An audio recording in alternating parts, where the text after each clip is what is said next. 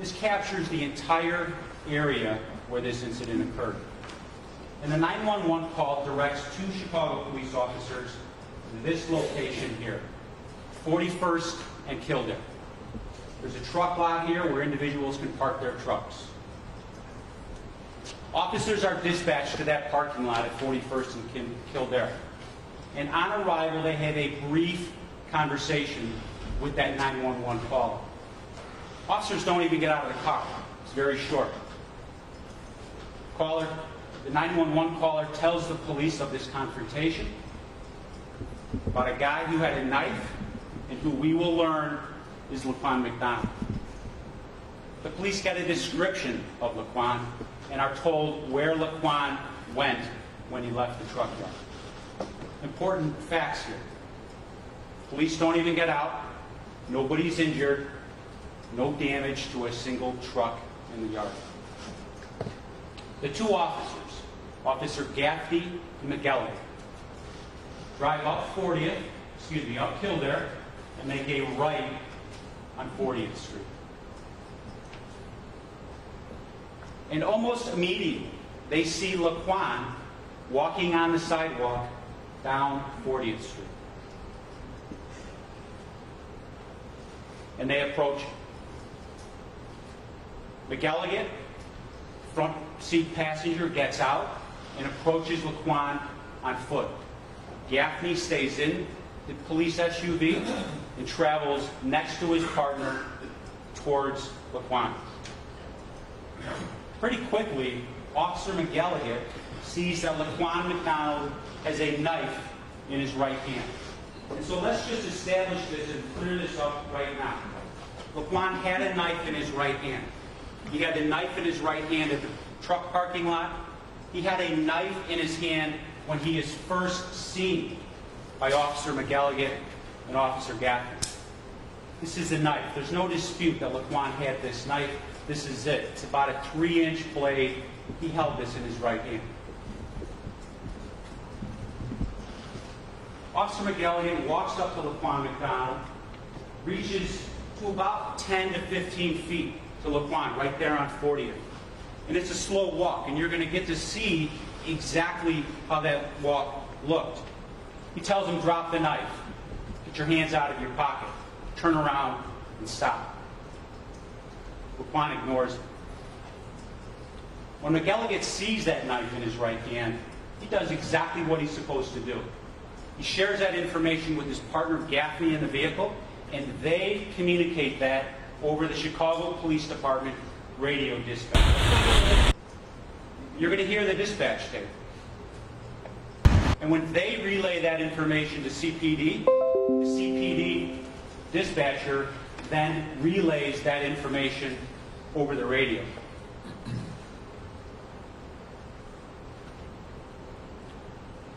And sure enough, they call out for a taser.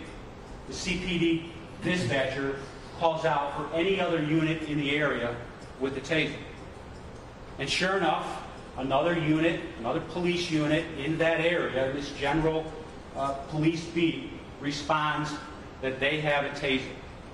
Now, every Chicago police officer that is in this area has access to that radio traffic. And every Chicago police officer on that radio frequency, including the defendants, would have been able to hear that radio conversation between Gaffney and McGilligan, the dispatcher, and then the dispatcher's request for another unit with a taser. McGilligan continues to walk towards Laquan, telling him to stop, drop the knife, turn around. Laquan ignores him. Doesn't run, doesn't turn around and swear or attack or threaten Officer McGilligan. He just ignores him. He continues to walk down that sidewalk. Now, portions of this foot pursuit, as I said, are captured on surveillance video. Portions of this entire incident, start to finish, are captured on different types of surveillance video. Let's go back one The incident starts here, it ends here, and as we progress all along this route, the red line with the dotted line, we're going to get to see bits and pieces of video that was captured from businesses, bits and pieces of video that was captured from dash cam from police vehicles. I also want you to understand right from the beginning that none of this video has sound, but we're going to get to see exactly what happened. So as Officer Gaffney stays in his SUV, Laquan walks on the parking lot with Officer McElligott 10 to 15 feet behind Laquan. They reach this building here. This is the Greater Chicago Food Depository. And the Greater Chicago Food Depository has surveillance cameras on this corner and they're both facing down towards 40th and the sidewalk, exactly where Laquan, McElligott, and Gaffney are walking.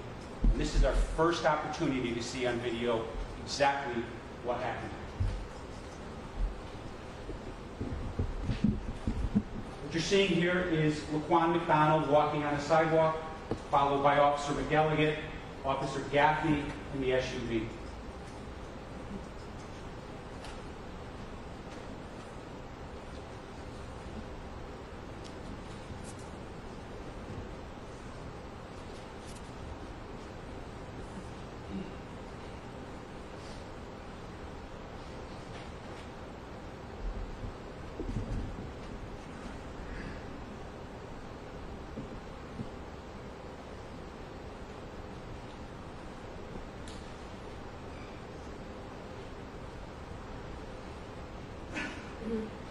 Now what you saw was Officer McElligott following Laquan.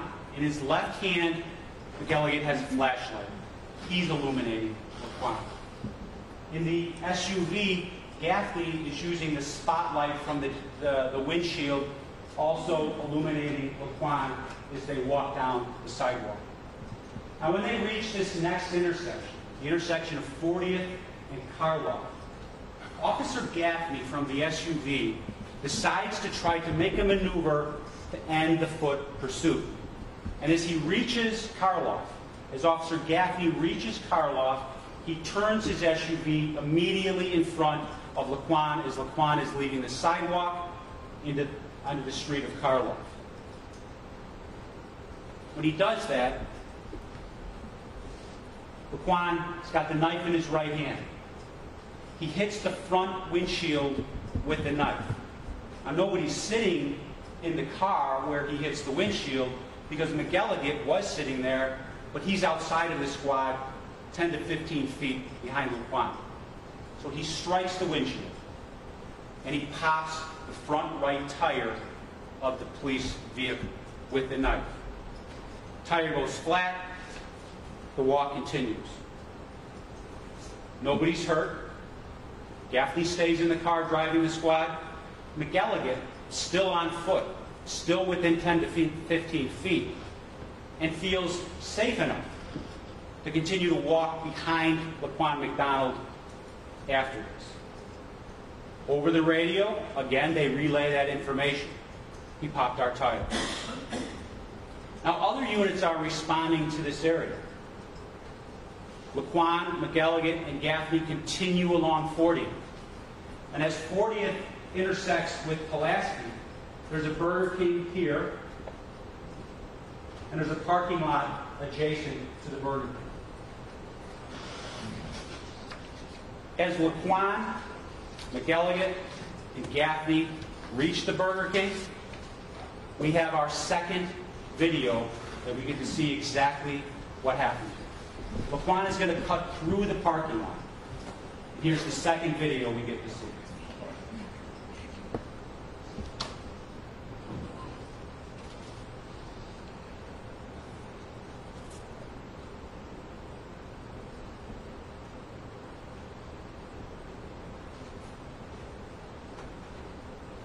Now it's quick.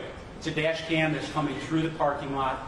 And what you can see when you have an opportunity to watch that video again is that McElligott is a little bit farther away from Laquan at this point. Well, Laquan is cutting through the parking lot, and he is now reaching Pulaski. At this point, there are police vehicles in front of Laquan as he is walking down Pulaski. There are police vehicles alongside Laquan as he's walking down Pulaski. And there are police vehicles behind Laquan as he's walking down Pulaski.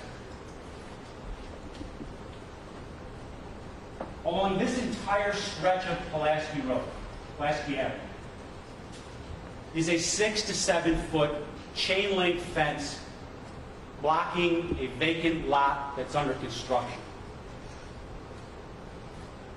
There is a taser unit, Chicago Police Department taser unit, on its way, and not a single pedestrian anywhere in sight. The defendant's partner pulls up alongside of Laquan, and the defendant tries to get out of his moving squad. His partner says, "Not yet, we're too close."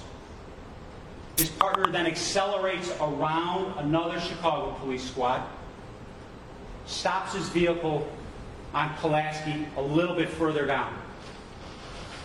The defendant gets out, gun drawn, with Laquan McDonald walking toward that chain link fence in that vacant lot. Now here there's a few important time elements I want you to consider. 12 minutes ago, this started with a 911 call to a truck lot at 41st and Kildare. This defendant gets out of his vehicle. From the moment he gets out of his vehicle, 6 seconds later, he pulls the trigger for the first time and starts to shoot Laquan McDonald.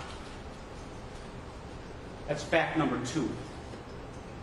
Number 3, 1.6 seconds after the defendant starts to shoot Laquan McDonald, Laquan McDonald is knocked to the ground, never to get up again.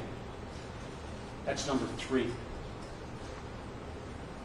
Next, number 4, for the next 12 and a half seconds, the defendant continues to pull the trigger of his gun over and over until he empties the entire clip of the gun. In total, this defendant decides to shoot Laquan McDonald not once, not twice, but 3, 4, 5, 6, 7, 8. He's only halfway done. 9, 10, 11, 12, 13, 14, 15, 16 times in total. 16 gunshots into the defenseless body of Laquan McDonald. All of that occurs right on Pulaski, and it's captured on video. You're going to see it right now.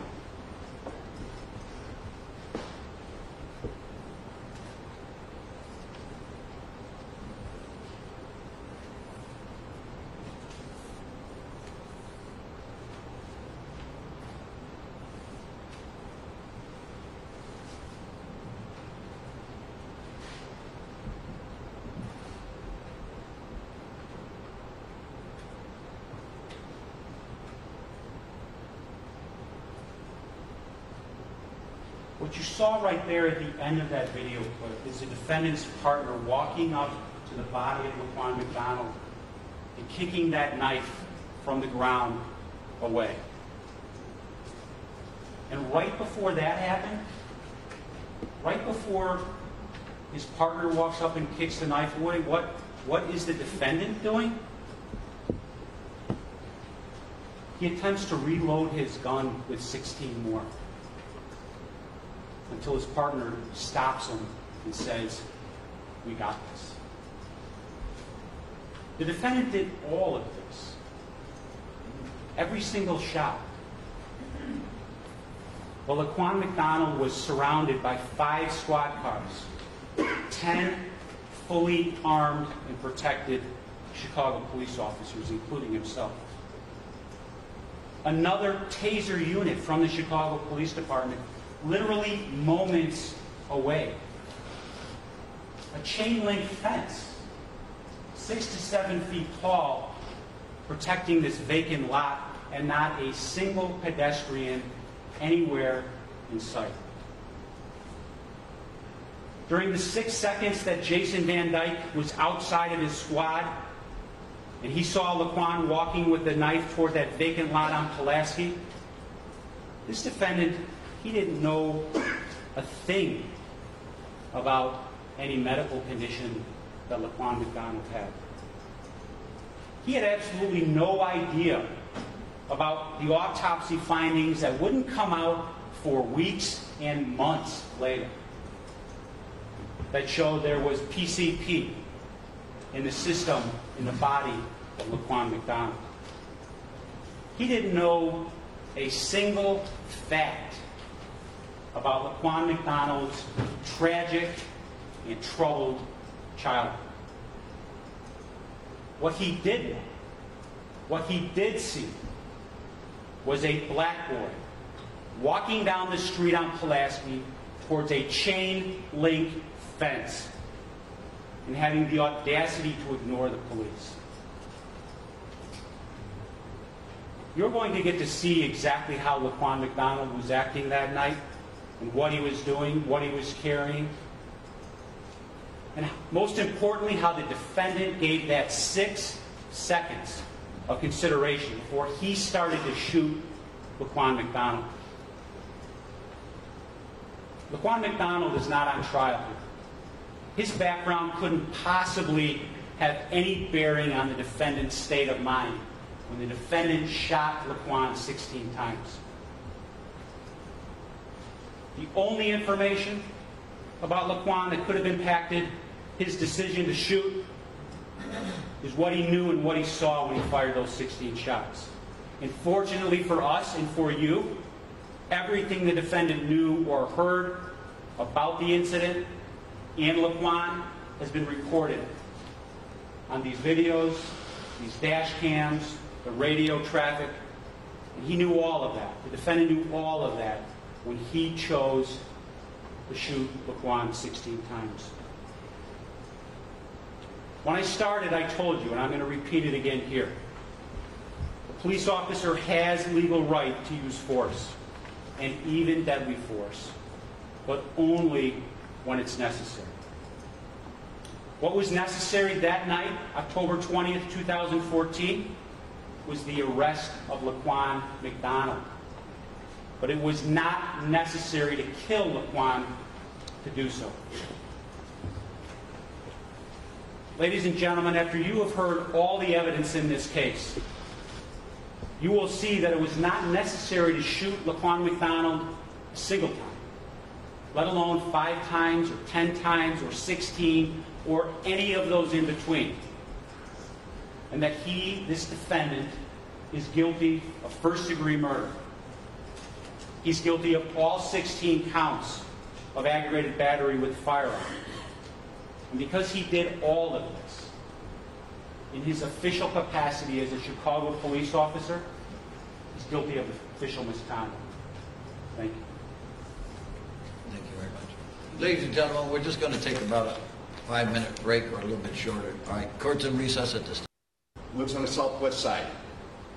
He comes home from his tour of duty, driving his truck. He's got his lovely wife in the truck with him. He pulls into his parking lot, which is a secured lot, locked fences, high, about 10 or 11 feet, these fences, some barbed wire in portions of it. It's a secured lot. Rudy Brillis encounters Laquan McDonald. And what the evidence is going to show is that Laquan McDonald is inside the secured lot, and he's inside one of the trucks, attempting to steal a radio. So Rudy Brillis, as a concerned citizen, yells out to him, "Hey, Get out of there. It's a secured lot. And then Laquan McDonald, and we're going to see this, it's a pattern here. Laquan McDonald was confronted. And when Laquan McDonald gets confronted, he attacks. And that's what he did that night to Rudy Brillis. Just came home from work. Laquan McDonald, when he's confronted by Rudy Brillis and his wife, who's sitting in the truck, thankfully, Laquan McDonald goes over to him and attempts to stab Rudy Brillis. He flies away. He's got his phone in his hand. He's calling 911. He's so scared, he takes his phone and throws it at McDonald. But that doesn't stop McDonald because he's confronted. So what does he do? He attempts to go at him again and stab him. Thankfully, Rudy Brillis then doesn't have a phone with him. He picks up some rocks and throws it at Laquan McDonald. Laquan McDonald takes off.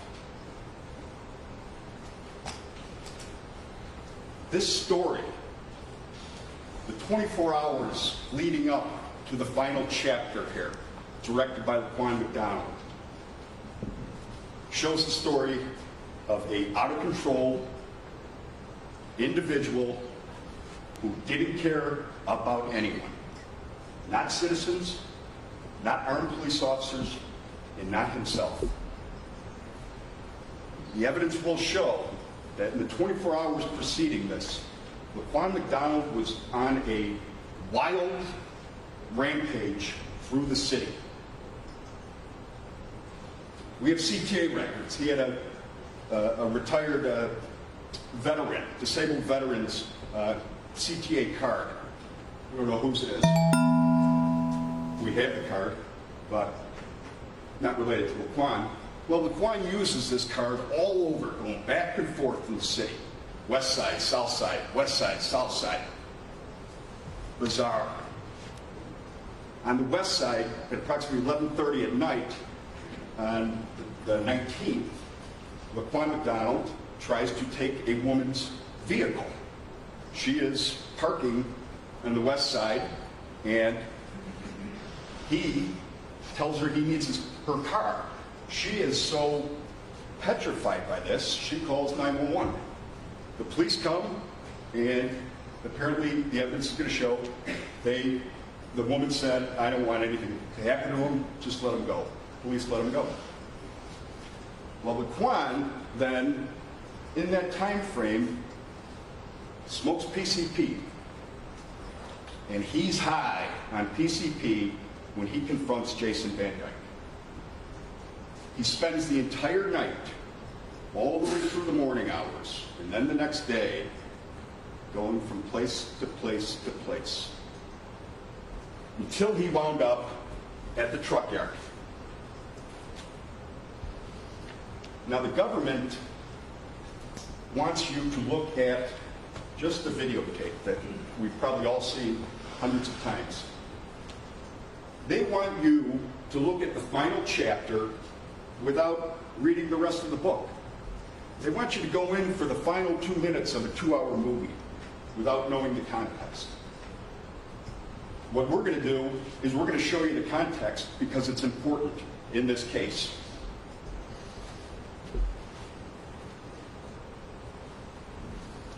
The video, the clip that you saw, the shooting, it doesn't tell the whole story. It doesn't show the desperation and the violent acts of Laquan McDonald, which all led to Jason Van Dyke's decision that he was in fear. When Laquan McDonald fled the truck yard, the police came because Rudy had called them. Police talked to Rudy. Rudy told him, yeah, this guy tried to stab me. He's breaking into trucks. So the police then drive looking for Laquan McDonald. And then they find him. And what do? Hey, stop. Get over here. I got to talk to you. What does Laquan do? You're going to hear, the evidence is going to show that Laquan doesn't say a single word to anyone this entire incident. The only thing resembling a word is some growling noises that he made at Rudy Brillis when he was attempting to stab and potentially kill him. Laquan McDonald walks down the street, and they showed you that video clip. And they show you that to try and impel upon you that, well, he wasn't violent, he was just walking down the street. Well, as you'll see when you look at the full story, the act of somebody just walking down the street slowly is an abnormal act when you have two police officers behind you. First of all, they're telling you to stop. He doesn't do that. He doesn't take off running to get away. He continues to walk slowly with them behind him. It's a bizarre action, and it's important here. The two police officers that confront him near the truck yard, Laquan is in an industrial area. So the police officers want to keep him in this industrial area because Laquan, shortly after he sees the police, pulls out his knife.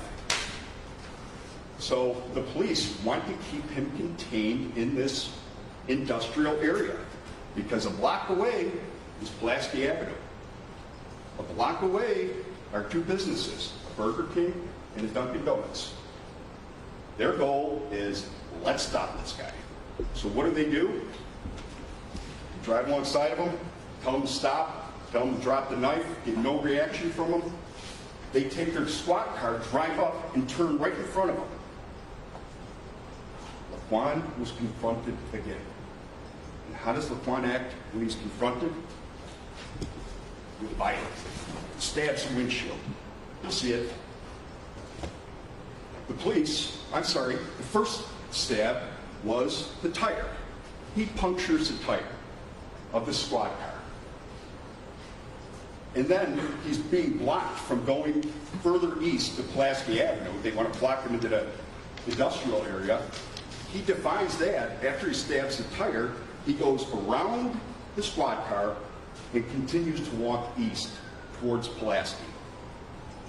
The threat level's going up. So what do the police do? They go after him again and try to block his movement. Another confrontation. How does Laquan react?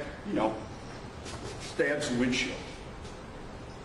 And at this point, Laquan takes off.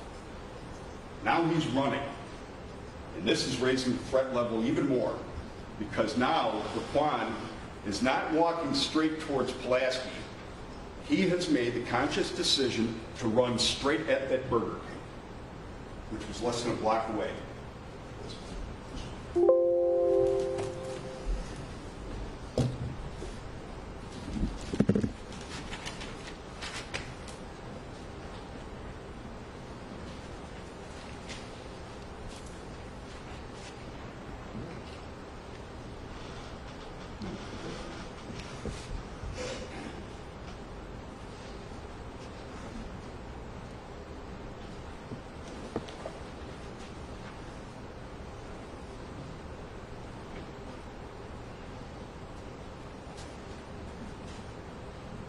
You know who that is? That's a citizen. We don't know who he is. We couldn't find him. But you saw what the citizen is doing. He's pointing. Help. Go get that armed, dangerous criminal. We call the police when we face a situation that we can't handle ourselves. And that's where the police come in. This was a situation that Rudy Barillas couldn't handle.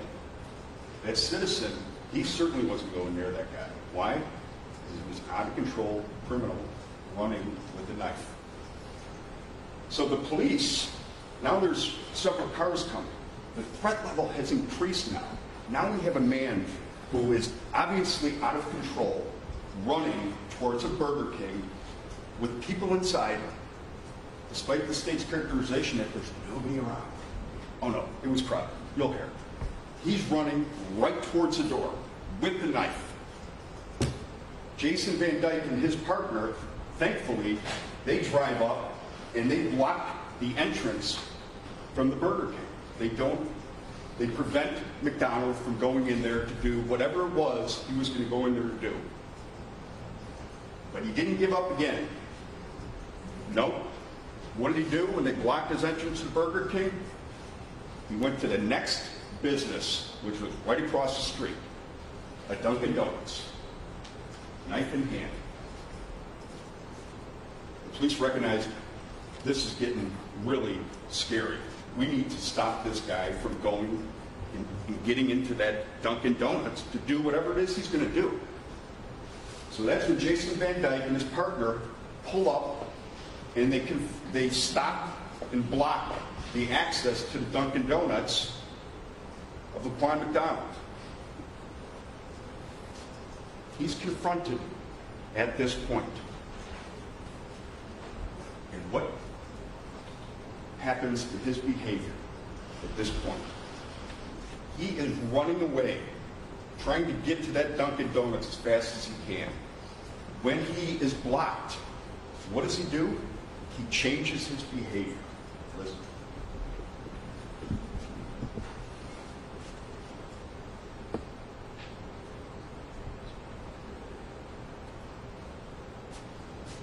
You saw that when that little movement with the right hand? That was flicking the knife out, opening it up, flicking it out.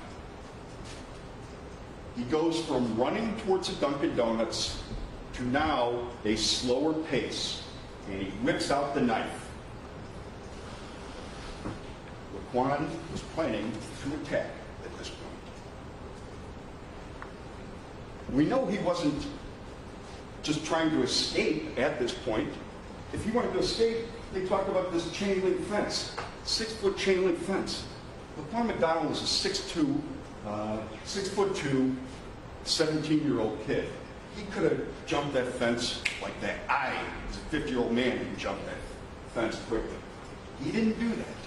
He already jumped a much bigger fence with security measures in place. He could have jumped that. He did it. He did it. He continued to walk, closed the distance. You're going to hear prosecutors talk a lot about he was walking away from him. The undisputed evidence in this case is going to show that he was closing distance on Jason Van Dyke to the point where he gets within 15 feet of him. And there's another clue that comes in right before Jason Van Dyke fired. Laquan McDonald was not looking at anybody, and you're going to hear it from the evidence and experts, including even one of the state's experts. When people don't make eye contact, that's a sign that you're dealing with a dangerous person. And then there's another sign.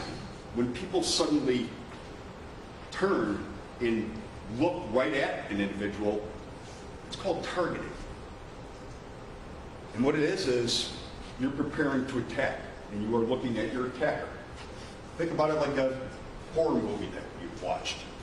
You see the villain walking down the street, it's not very fearful, but when he stops and he turns and he makes eye contact with the victim, then that's when the music starts playing. Well, that's what happened here.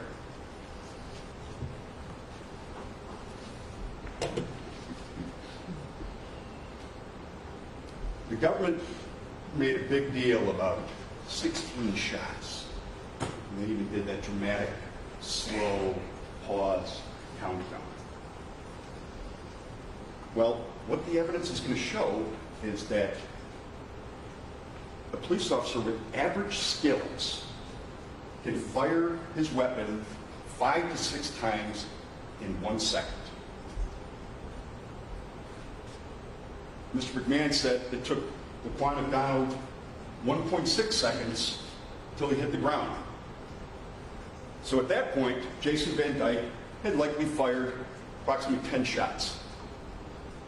And some of your thoughts might be, why didn't he stop as soon as he hit the ground? It's a reasonable question. But here's what the evidence is going to show. The evidence is going to show that a police officer involved in a deadly force situation where they have to fire their weapon, there are significant physiological changes that they experience which impacts their decision making. I'm sure all of us have been in some type of stressful situation, but imagine a shooting. It's the most stressful. We're going to have experts talk about it. They're going to talk about from the time an individual recognizes that an individual is down on the ground, it takes up to 1.5 seconds for that to register with the brain. So Jason Van Dyke fired 14 shots within that time frame of reasonable shots. That's what the evidence is going to show. There are 2 shots that the government might want you to think that it's, as they did their slow countdown, that's how he was shooting, just shooting at him. That's not what happened. It was pop, pop, pop, pop, pop, pop, pop. Fired his 14 shots, and then there's a pause. He's reassessing. And at this point, you got to realize, and this is what the evidence is going to show, this is an individual not watching it on a movie screen. This is an individual that just had to shoot somebody 14 times. His body is experiencing everything that a police officer would experience. Tunnel vision, auditory exclusion, he can't hear what's going on because he's focused on the threat. And the threat in this case was Laquan McDonald.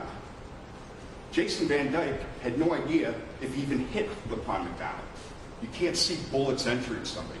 Sure, he fell to the ground. Sure, he can assume that it possibly was because of his gunshots, but he didn't know if they were lethal gunshots. He didn't know if Laquan McDonald had the ability to get back up and attack him.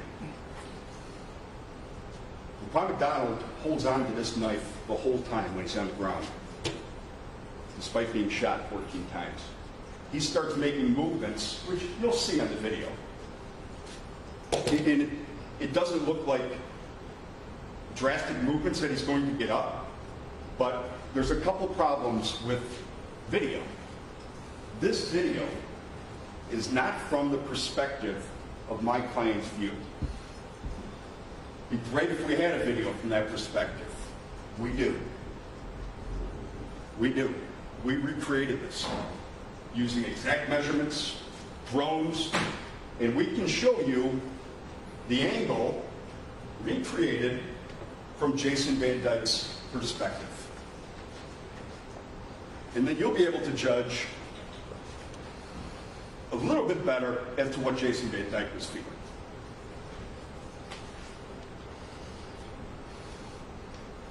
Ladies and gentlemen, if the decision to shoot was lawful, there is no crime. If the decision to shoot was lawful, there is no crime. The government talks about 16 shots, 16 shots. Well, they didn't charge him with excessive force. They didn't charge him with shooting too many times. They charged him with first-degree murder. And you're going to see that Laquan McDonald was shot, the first 3 shots hit him in the front. And the first or second shot killed him. We know that after the fact. We're going to have evidence of that. But here's the thing, ladies and gentlemen. Even if you believe everything the government said, and you believe, well, I wouldn't have shot him, Jason Van Dyke, he wasn't in reasonable fear. Even if you believe that, which I don't think you will at the end of this trial, the shooting is still lawful.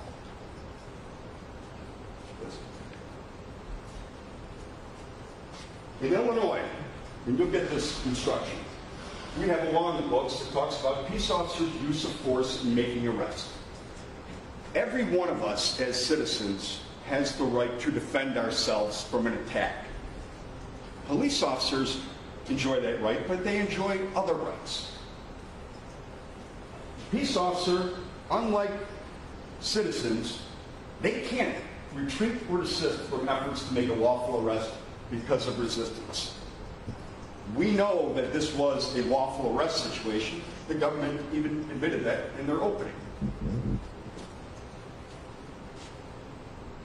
Next. A peace officer, police officer, is justified in using force likely to cause death or great bodily harm only when he reasonably believes that such force is necessary to prevent death or great bodily harm to himself or another. That's the defense of life portion of it. There's more. Or you can have that situation, or you can use deadly force here. A peace officer can use deadly force to prevent the arrest from being defeated by resistance or escape, and the person to be arrested has committed or attempted a forcible felony which involves the infliction or threatened infliction of great bodily harm. The evidence is going to show that. They will not be able to dispute it. But there's more. Or the person to be arrested is attempting to escape by use of a deadly weapon. Judge, I'm going to object at this point.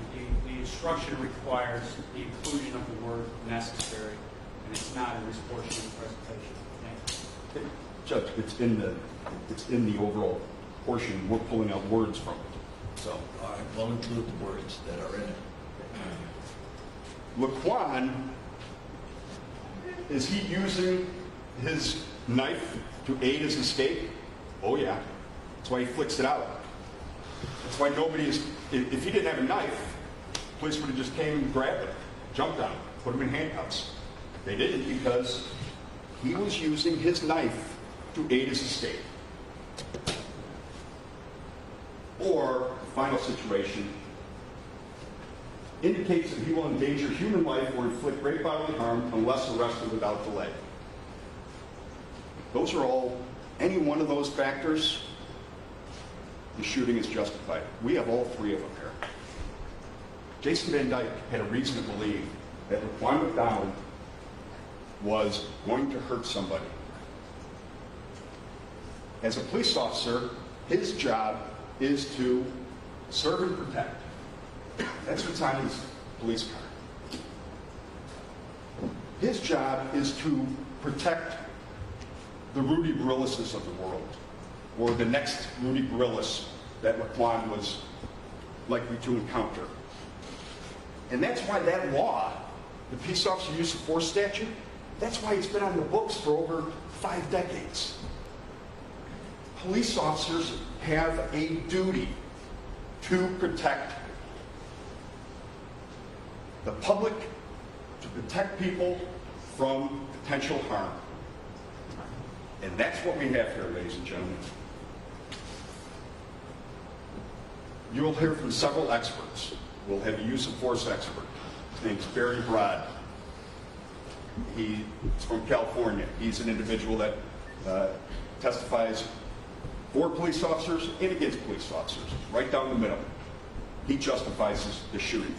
We'll have an individual, Barry Broad, or I'm sorry, we'll talk about Barry. We'll have Nick Pappas. He was the firearms instructor at the training academy, and you're going to hear that Jason Van Dyke's actions, although they may seem strange to us as civilians, that's exactly what they're trained to do. And you'll hear that testimony. You'll hear from Dr. Lawrence Miller, renowned doctor from Florida, and he is going to tell you about the physiological effects that an individual and a police officer go through when they're involved in this deadly force situation. His testimony will be great, but in short, it's what you see on a video when you're not experiencing this that looks like a minor thing is blown up. The threat looks bigger. The knife looks bigger. Everything looks closer. It looks more imminent. And that's important because your job, you can't judge this on what would I have done watching it on a TV screen. You have to judge it, and the judge will give you instructions. You have to judge it on what would a reasonable police officer do in the same situation as Jason Van Dyke, experiencing the same physiological changes to his body that happens to every officer.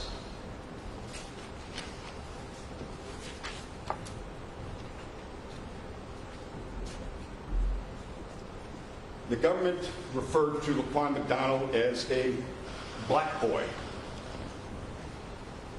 Obviously, Jason Van Dyke is white.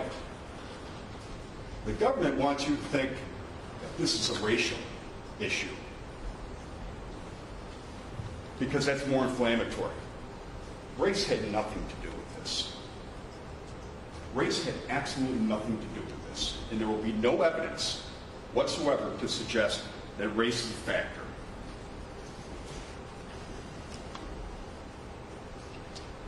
What this is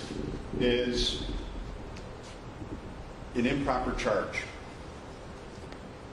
They charge him with first-degree murder. We know what first-degree murder is.